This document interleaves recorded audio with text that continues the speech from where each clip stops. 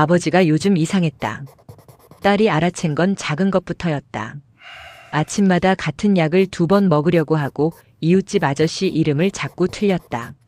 어제 산 우유를 또 사오려고 냉장고를 들었을 때 아내는 한숨을 쉬었다. 여보, 이게 정상일까? 자꾸 건망증이 심해지는데. 하지만 진짜 문제는 따로 있었다. 딸은 몰랐다. 아버지가 요새 자꾸 거짓말을 한다는 걸. 어제 약속을 깜빡했다고 하지만 사실 그날 아버지는 어딘가 다른 곳에 몰래 가 있었다. 더 심한 건 통장이 자꾸 줄어들고 있다는 것. 아내는 남편 몰래 통장을 확인했다. 매주 같은 액수가 빠져나갔다.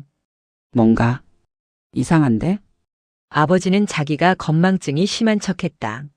메모장에 할 일을 적었고 약병에도 시간을 써놨다. 하지만 이건 모두 위장이었다. 밤에 혼자 누워있을 때 아버지의 마음은 무거웠다. 내가 이 지경까지. 왜 이러는 거야? 사실 정년을 2년 앞두고 아버지는 어떤 투자에 빠져 있었다. 이웃집 아저씨가 권한 건데 엄청 수익성이 좋다고 했다. 지금 안 하면 기회를 놓친다고.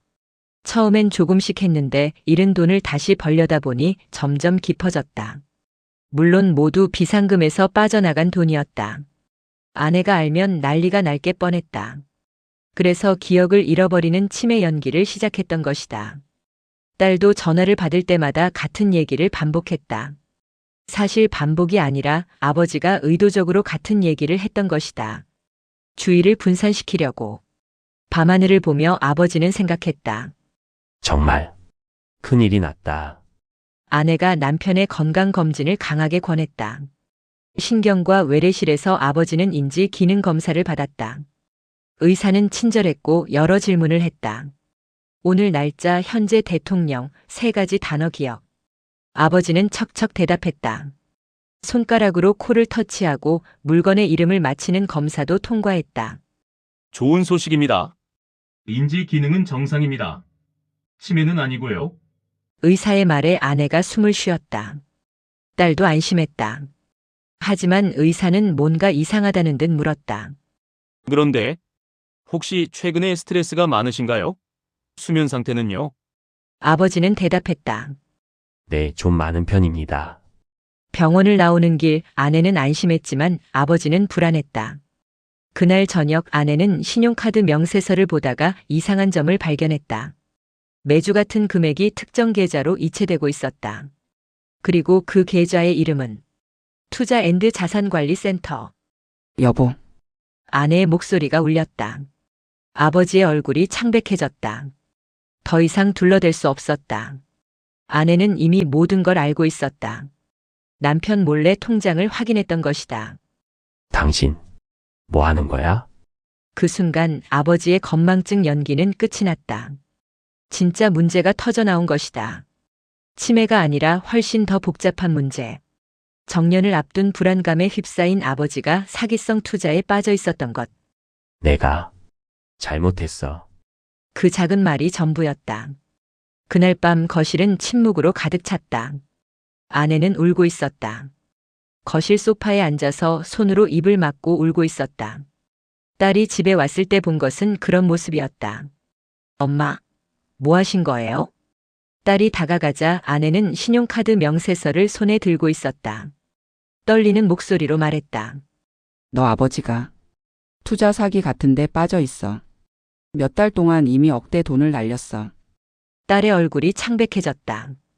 그때 현관문이 열렸다. 아버지였다. 아버지는 그 장면을 한눈에 봤다. 아내와 딸의 얼굴. 아내의 손에 들린 명세서. 아, 아내가 알았구나. 아버지의 어깨가 축 내려앉았다. 무거운 침묵이 흘렀다. 아내가 입을 열었다. 당신 정신 차려. 내일 경찰에 신고할 거야. 뭐라고? 그 사기꾼들이 누군지 말해. 그리고 당신은 심리 상담을 받아야 해. 이건 이제 가족 문제가 아니라 범죄야. 딸은 아버지를 보며 눈물을 흘렸다. 아버지가 한 행동이 얼마나 위험한지, 얼마나 많은 사람들을 상처 입혔는지 깨닫고 있었다. 아버지는 소파에 쓰러지듯 앉았다. 내가 미쳤구나. 그 순간 아버지는 자신의 행동이 치매보다 더 심각한 거라는 걸 깨달았다. 이건 질병이 아니라 선택이었기 때문이다. 정년이라는 두려움에 자존심의 상실에 도망쳤던 것이다. 아버지가 어떻게 이러실 수 있어요? 그 돈이 어떤 돈인데? 적어도 나랑 아니, 엄마랑 상의하셨어야죠. 딸의 목이 메어 있었다. 아버지는 대답할 수 없었다. 그 밤 거실은 눈물과 침묵으로 채워졌다. 경찰청에 신고한 후 아버지는 자살 충동까지 느꼈다. 욕조물을 가득 채운 것도 있었다. 하지만 그때 딸이 문을 두드렸다. 아버지, 열어요. 자살을 시도하려던 아버지는 딸의 목소리에 손을 멈췄다. 욕조에서 나왔고 문을 열었다. 딸은 아버지를 보고 울었다. 아버지는 죽으면 안 돼. 잘못했어도 죽을 죄는 아니야. 그 말이 아버지를 깨웠다. 경찰 수사가 진행되었고 아버지는 법정에 서게 되었다. 하지만 법원은 피해액 배상 심리치료 그리고 사회봉사를 명령했다. 감옥이 아니었다. 아버지는 운이 좋았다. 그 후 아버지는 회복 프로그램에 참가했다. 중독이나 정신 문제로 고통받는 사람들과 함께하는 프로그램이었다. 거기서 아버지는 자신이 얼마나 자기중심적이었는지 깨달았다. 아내를 속이고 딸을 걱정시킨 죄책감, 가족을 배신한 죄책감. 저는 정년이 무섭고 자존심이 상해서 이런 짓을 했어요. 그건 핑계겠죠. 가족한테도 법에도 죄책감이 있습니다. 프로그램의 상담사는 아버지에게 말했다. 죄책감은 좋은 감정입니다. 그건 아직 양심이 있다는 뜻이에요. 이제는 그 죄책감을 어떻게 변화로 만들 것인지가 중요합니다. 아버지는 서점에서 일하기로 했다. 사회봉사를 해야 했기도 했고 정년을 맞이한 자신이 할 수 있는 일이었다. 서점에서 아버지는 책을 정렬하고 손님들과 대화했다. 30살쯤 보이는 젊은이가 경제책 추천을 물어왔다. 아버지는 진지하게 대답했다. 인생에서 제일 무서운 건 돈이 떨어지는 게 아니라 스스로를 잃어버리는 거예요. 조급해하지 마세요. 그 말은 아버지 자신에게 향한 말이었다. 한 달 뒤 아내와 딸이 아버지 일하는 모습을 보러 왔다. 아내는 웃었다. 당신 여기서 행복해 보인다. 아버지는 대답했다. 아내 딸아, 미안해. 그리고 고마워. 나를 버리지 않아줘서. 1년이 지났다. 아버지는 여전히 서점에서 일하고 있었다. 심리치료도 계속했다. 법원의 명령은 끝났지만 아버지는 스스로를 용서하기 위해 더 열심히 노력했다. 어느 날 딸이 아버지를 찾아왔다. 서점 카운터에서 손님들과 웃고 있는 아버지 모습을 보고 딸의 눈가가 촉촉해졌다. 아버지 좋아 보여요. 따라왔어? 아버지와 딸은 서점 구석의 의자에 앉았다. 딸이 입을 열었다. 아버지, 내가 고백할 게 있어요. 당신을 용서하는데 오래 걸렸어요. 너무 화났고 너무 속상했어. 왜 우리 가족한테 이런 일이 일어났는지. 아버지는 말없이 들었다. 하지만 이 1년을 보면서 생각했어요. 아빠가 진정으로 변하려고 노력하는 모습이 보였거든. 죄책감 속에서 그 무거운 짐을 지고도 살아가려고 하는 모습이. 딸은 눈물을 흘렸다. 아버지, 난 아빠 용서했어요. 그리고 아버지 자신도 당신을 용서해야 해. 아버지의 눈에도 눈물이 맺혔다. 1년을 견디면서도 하지 못했던 눈물이 흘렀다. 고마워, 우리 딸. 아버지가 그럴 자격이 없는데. 아버지, 저번에 심리 상담사 선생님 말이 맞아요. 죄책감은 나쁜 감정이 아니라고. 당신이 다시 서는 것, 그게 바로 속죄하는 거예요.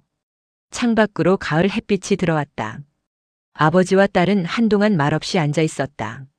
그것으로 충분했다. 병원 신경과의 최종 검진 날이 왔다. 의사는 놀랐다. 지난 1년간의 변화가 정말 크시네요. 심리적 상태가 훨씬 안정적입니다.